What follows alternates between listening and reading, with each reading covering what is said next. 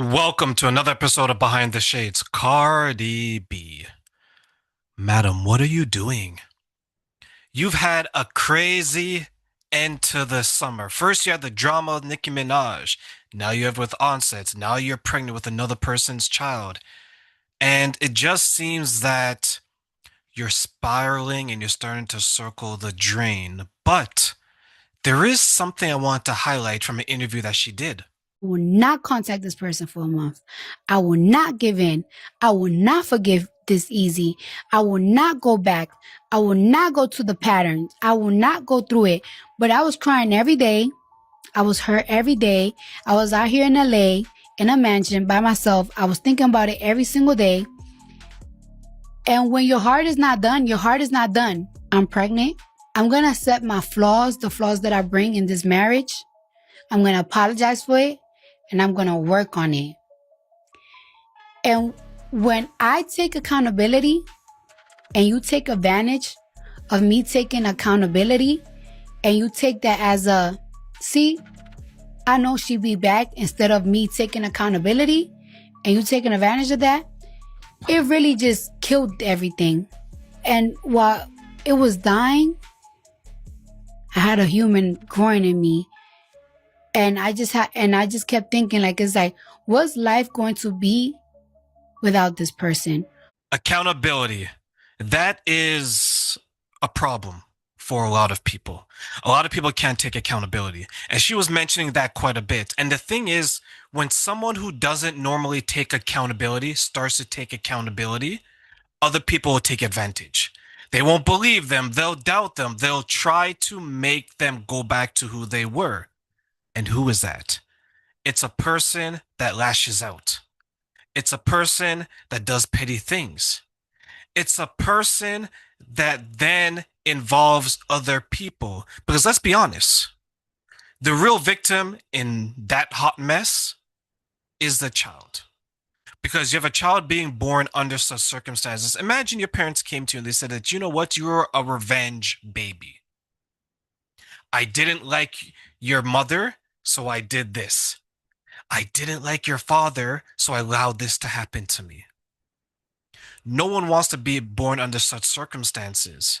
So when she highlights the accountability part, bravo for taking that. But as she mentioned, she did some things that weren't mature of her. And that is the real underlining lesson that we all can learn from.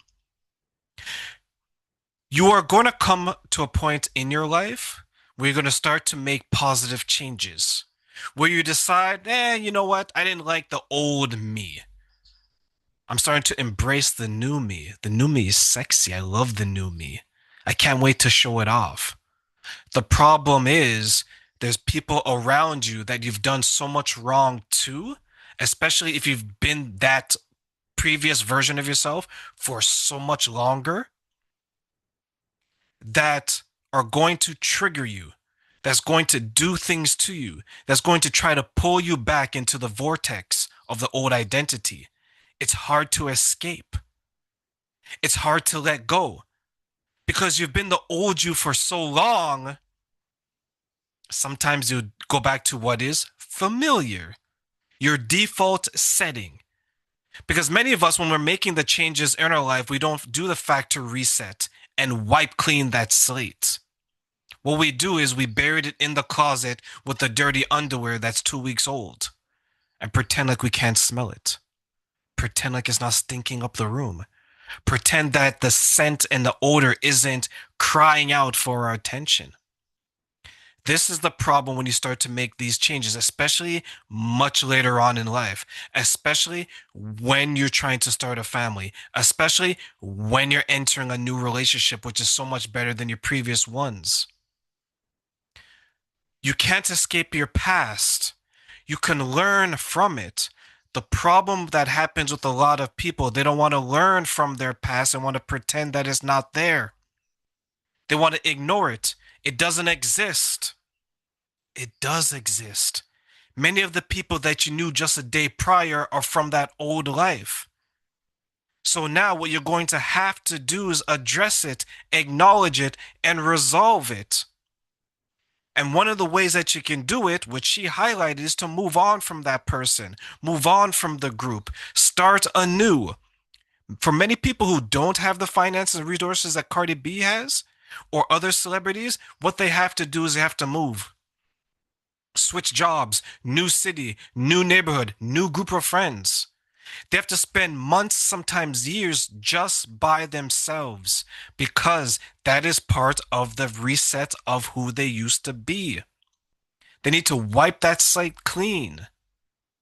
So if there's something that you can take away from what she's saying is that you can always change.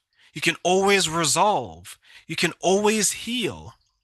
But stop pretending there isn't consequences for who you used to be, for the destruction that you caused, the chaos that you created. Because that is a true form of accountability. And that is how you're going to pave the way forward in your new life.